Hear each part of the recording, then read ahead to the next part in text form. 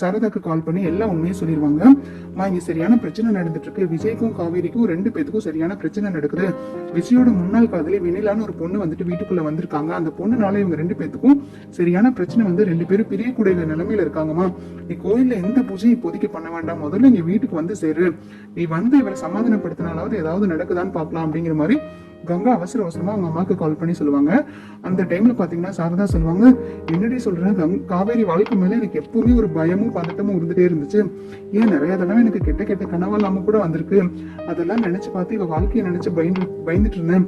இப்பதான் விஜயும் காவேரியும் சந்தோஷமா இருக்காங்க. மாப்பிள்ளை தம்பி நல்லா இவளை பாத்துக்கிறான்னு நினைச்சிட்டு இருந்தேன். அதுக்குள்ள இப்படி ஒரு குண்டை தூக்கி போடுறியே, நான் உடனே வரேன் கங்கா அப்படின்ற மாதிரி ரொம்ப பதட்டமா அங்க இருந்து ஆட்டோ பிடிச்சு கிளம்பி வந்துட்டு இருப்பாங்க. அதுக்கு இடையில பாத்தீங்கன்னா முன்னாடியே சாரதா காவேரிக்கு கால் பண்ணிட்டு இருக்கிறதுல யமுனாக்கு கால் பண்ணிட்டு இருப்பாங்க. அந்த டைம்ல கரெக்டா யமுனா கால் பண்ணுவாங்க சாரதாக்கு. அம்மா சொல்லுங்கம்மா, எப்படி இருக்கீங்க, என்னாச்சு அப்படின்ற மாதிரி கேட்க சாரதா பதட்டத்துல யமுனா கிட்டேயே எல்லா உண்மையும் சொல்லிடுவாங்க. இந்த மாதிரி காவேரிக்கும் விஜய் மாமாவுக்கும் சரியான பிரச்சனை நடந்துட்டு இருக்காமா. நான் இங்க விஜய்க்கு பர்த்டேக்காக இங்க வந்தேன், மாமா பேர்ல அர்ச்சனை பண்றதுக்காக இங்க வந்தேன் கோயிலுக்கு. கங்கா தான் இப்ப கால் பண்ணி சொன்னா, அவங்க 2 பேத்துக்கும் சரியான அங்க பிரச்சனை நடந்துட்டு இருக்கு, உடனே வாங்கன்னு. எனக்கு இப்ப என்ன பண்றதுன்னே தெரியல யமுனா. என் பொண்ணுங்களுக்கு இப்படி மாத்தி மாத்தி ஒருத்தருக்கு பிரச்சனை வந்துகிட்டே இருக்கு. நான் என்ன பவர் பண்ணணும் தெரியலையே அப்படின்ற மாதிரி சொல்ல உடனே யமுனா சொல்லுவாங்க, அம்மா நீங்க தயவு செய்து எதுக்கும் கவலைப்படாதீங்க, மாமா ரொம்ப நல்லவருமா, அப்படிலாம் எந்த பிரச்சனையும் வந்துடாது, நீங்க போனை வைங்க, நான் உடனே கிளம்பி வரேன்னு சொல்ல உடனே சாரதா சொல்லுவாங்க, நீ கிளம்பி எல்லாம் வராது யமுனா, உங்க அத்தைக்கு தெரிஞ்சா வேற ஏதாவது நினைச்சுக்க போறாங்க. உடனே யமுனா சொல்லுவாங்க, என்னமா சொல்ற, அக்காவுக்கு இப்படி ஒரு பிரச்சனை நடக்கும்போது நீங்க பார்த்துட்டு சும்மா இருக்க முடியுமா, இங்க நான் சந்தோஷமா இருக்க முடியுமா, நான் உடனே இங்க கிளம்பி வரேன், அப்பதான் வந்துட்டு எனக்கும் கொஞ்சம் மனசுக்கு நிம்மதியா இருக்கும், இவருக்கு சொன்னா இவர் புரிஞ்சுக்குவாரு, கண்டிப்பா வந்துட்டு அங்க என்ன அழைச்சிட்டு தான் வருவாரு, நீ எதுவும் கவலைப்படாதமா, நீ போன வை அப்படின்ற மாதிரி சொல்ல சாரதா நினைப்பாங்க, அவசரப்பட்டு இவகிட்ட வேற உளறிட்டமே, இவ வந்தானா எக்ஸ்ட்ரா பிரச்சனை ஆயிடுமோ தெரியலையே, நிவின் தம்பி வேற வந்துட்டு கோவமா இருப்பாரு, காவேரியும் விஜயும் பார்த்தாருன்னா இன்னும் கோவம் அதிகமாகுமா, இதனால ஏதாவது பிரச்சனை வருமானு தெரியலையே, கடவுளே எல்லாத்தையும் நீ தான் பாத்துக்கணும் அப்படின்ற மாதிரி அவங்க நினைச்சிட்டு வேகமா போங்க அப்படிங்கிற மாதிரி ஆட்டோக்காரங்க கிட்ட சொல்லுவாங்க.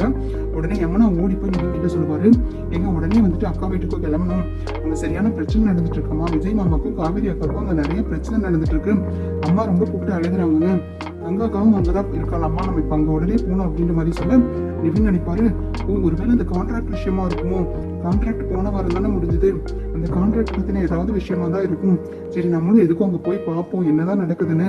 காவேரியோட நிலைமை வந்துட்டு சரியில்லைன்னு வரை இவ சொல்றான், 1000 தான் இருந்தாலும் நம்ம அதெல்லாம் மறந்துட்டு அங்க போய் தான் இருக்கணும், காவேரி இப்படி இருக்கும்போது நம்ம அதை பார்த்து சந்தோஷப்படுவோம் இல்ல கண்டுக்காம இருக்கிறக்கும் நம்ம அந்த அளவுக்கு மோசமான ஆள் கிடையாது, அட்லீஸ்ட் அங்க என்ன நடக்குதுனாவது போய் தெரிஞ்சுக்கலாம், சரி கிளம்பு அப்படின்ற மாதிரி சொல்ல யமுனாவும் நான் ஒரு 5 மினிட்ல கிளம்பிடுறேங்க, போகலாம், தேங்க்யூங்க அப்படின்ற மாதிரி சொல்லிட்டு யமுனா வந்துட்டு கிளம்ப போயிடுவாங்க.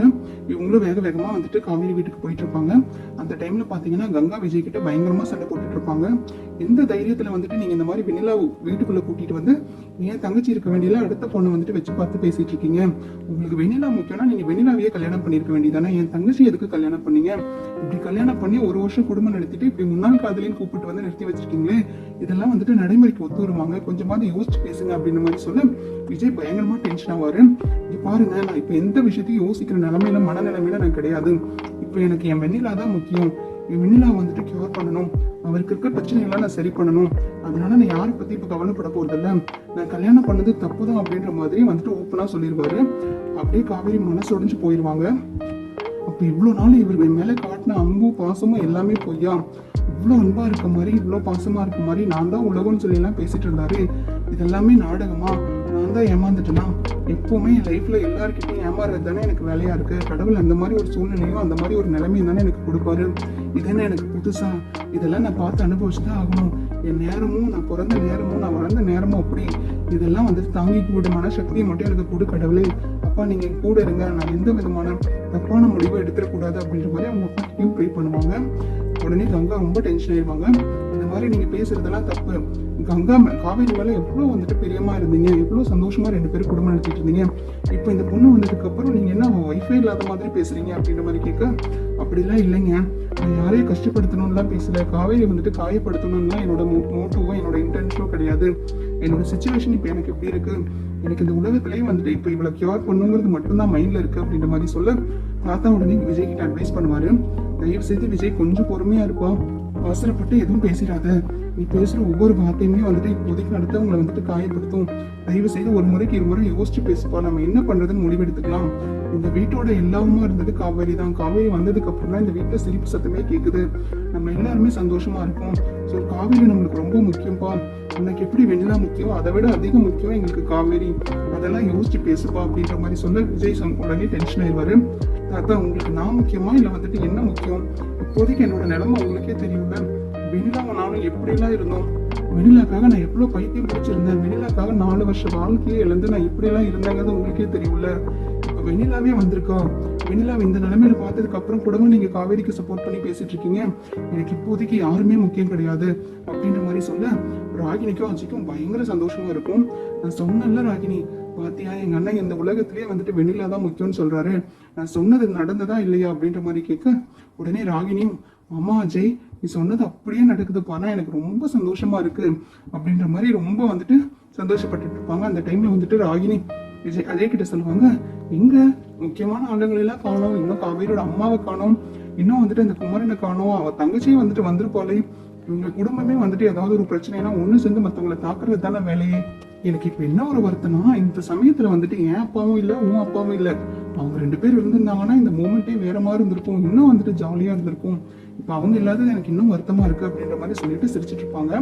கரெக்டா வந்துட்டு விஜய் பயங்கர டென்ஷனாகி பேசிட்டு இருப்பாரு.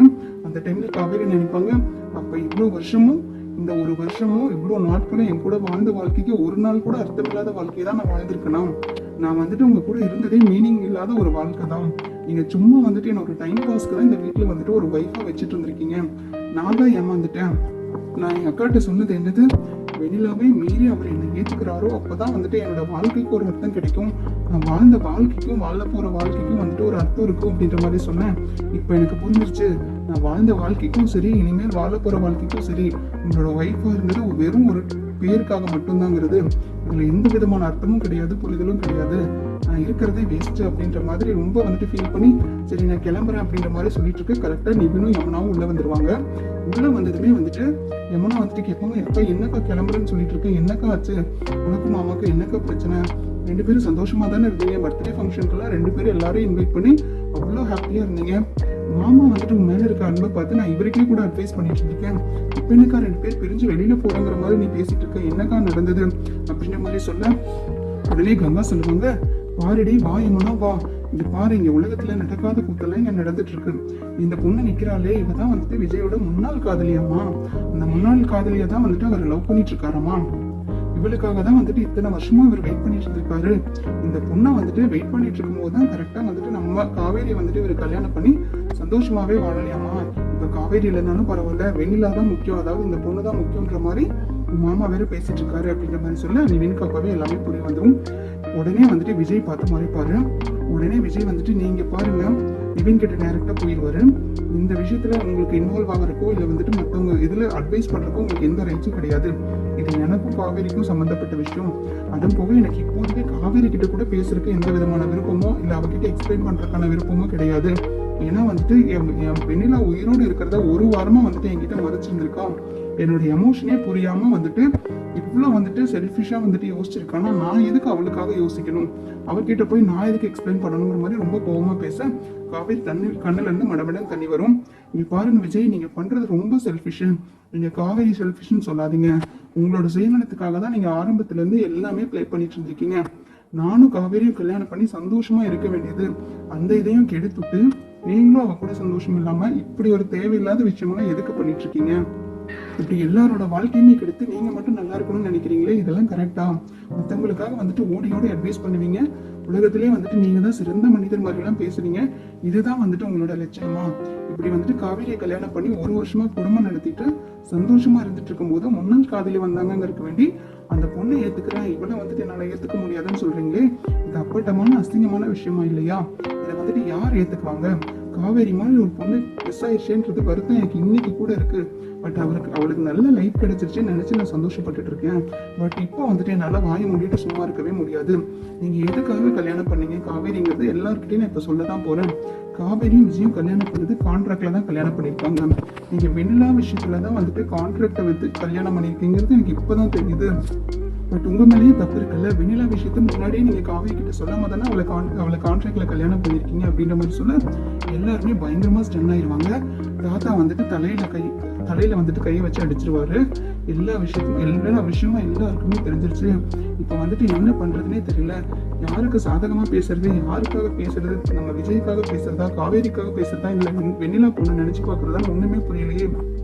இப்படி சங்கடமான சூழ்நிலை கொண்டு வந்து இந்த கடவுள் என்ன நிறுத்திட்டாரு அப்படின்ற மாதிரி சொல்லிட்டு உடனே கங்கா கேட்பாங்க நிவின் கிட்ட, என்ன நிவின் சொல்றீங்க, கான்ட்ராக்ட் கல்யாணமா, என்ன சொல்றீங்க, என்னதான் நடக்குது, இவங்களுக்குள்ள என்னதான் நடக்குது, திடீர்னு பார்த்தா முன்னாள் காதலின்னு ஒருத்தி வந்து இறங்குறான், நீங்க இவ கான்ட்ராக்ட்ல கல்யாணம் பண்ணிருக்கா, 1 வருஷத்துக்கு அப்புறம் 2 பேரும் பிரியணும்னு சொல்றீங்க, உங்களுக்குள்ள என்னதான் நடக்குது, நீங்க எல்லாம் வாழ்ற வாழ்க்கைக்கு ஒரு அர்த்தம் இல்லாம வாழ்ந்துட்டு இருக்கீங்களா, ஏண்டி காவேரி, இத்தனை விஷயத்தையும் மறைச்சுதான் நீ வெளியில சிரிச்சிட்டு இருந்தியா, இத்தனை வருத்தத்தையும் இத்தனை சோகத்தையும் வந்துட்டு உன் மனசுக்குள்ள பூட்டி வச்சுட்டு தான் நீ வெளியில வந்துட்டு நல்லா இருக்கிற மாதிரியும் சந்தோஷமா இருக்கிற மாதிரியும் நடமாடிட்டு இருக்கியா, ஏண்டி உனக்கு இந்த கஷ்டம்லாம், ஏண்டி இப்படி பண்ண, சொல்லுடி அப்படின்ற மாதிரி அவங்க அக்கா காவேரியை பிடிச்சி நல்லா வந்துட்டு தள்ளி விட்டு கேட்பாங்க. உடனே காவேரி வாயவே திறக்க மாட்டாங்க, அழுதுகிட்டு மட்டுமே இருப்பாங்க. நிவின் சொல்லுவாரு, நர்மதாக்காக ட்ரீட்மெண்ட்டுக்காக தான் வந்துட்டு காவேரி வந்து விஜய் கான்ட்ராக்ட்ல கல்யாணம் பண்ணாங்க, நர்மதாக்கு ட்ரீட்மெண்ட்டுக்கு வச்சிருந்த பணம் வந்துட்டு காணாம போயிடுச்சு, அந்த பணத்தை காணாம போனதுனால வந்துட்டு அந்த ட்ரீட்மெண்ட் உடனடியா பண்ணியே ஆகணும், அப்பதான் நர்மதாவோட உயிரை காப்பாற்ற முடியும் அப்படின்றதுக்காக தான் காவேரி வந்துட்டு விஜய் கான்ட்ராக்ட் மூலயமா வந்துட்டு கல்யாணம் பண்ணியிருக்காங்க, அதுக்காக விஜய் வந்து காசும் கொடுத்துருக்காரு அப்படின்ற மாதிரி சொல்லும்போது அப்படியே தலையை பிடிச்சிட்டு கங்கா உட்காந்துருவாங்க. அந்த டைம்ல கரெக்டா சாரதாவும் என்ட்ரி ஆயிருவாங்க. சாரதாவும், ஐயோ என் பொண்ணு வாழ்க்கையே போச்சா, என்ன இப்படி சொல்றீங்க தம்பி, என் காவேரி இந்த அளவுக்கு பண்ணியிருக்காளா அவ தங்கச்சிக்காக, எல்லா கஷ்டத்தையும் அவளுக்குள்ளேயே மறைச்சுக்கிட்டு ஒரு சின்ன பொண்ணோட வாழ்க்கையை வந்துட்டு இப்படி பார்க்காம ஒரு பெத்த தாயா இருந்துட்டு எதுவுமே பண்ணாம விட்டுட்டேனே, எதுவுமே தெரிஞ்சுக்காம கூட இருந்துட்டேனே, என் பொண்ணு இந்த அளவுக்கு கஷ்டத்தை அனுபவிச்சிருக்காளா அப்படின்ற மாதிரி ஓடி போய் காவேரி கட்டி பிடிச்சி ரொம்ப கதறி அழுகுவாங்க. அதை பார்த்துட்டு தாத்தா பாட்டியும் அழுகுவாங்க.